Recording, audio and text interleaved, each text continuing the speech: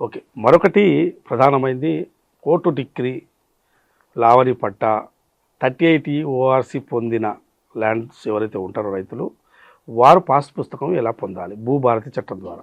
ఇప్పుడు నాకు రకరకాలుగా భూమి వచ్చే అవకాశం. ప్రభుత్వం అసైన్మెంట్ పట్టా ఇచ్చింది ఒక పద్ధతి. లేదా నేను ఇనాం భూమికి ఓఆర్‌సి తెచ్చుకున్నా. నా దగ్గర ఓఆర్‌సి ఉంది కానీ ఇంకా పాస్‌బుక్ రాలేదు.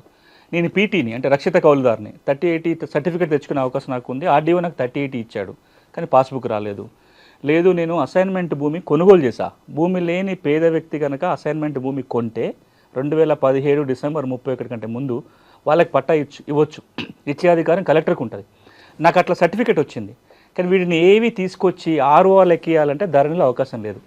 ఓకే. ఇప్పుడు భూభారత్ ఏమంటుందంటే మీరు చెప్పిన అన్నీ కూడా కోర్టు డిగ్రీ, 38 ఓఆర్‌సి, 13B ఏ విధంగా భూమి వచ్చినా ఆర్డీఓకి దరఖాస్తు పెట్టుకోవాలి. ఆర్డీఓ విచారణ చేయాలి. మీకు హక్కులు వచ్చిన మాట వాస్తవం అయితే రికార్డుకి ఎక్కుతుంది, మీకు పాస్ పుస్తకం వస్తుంది.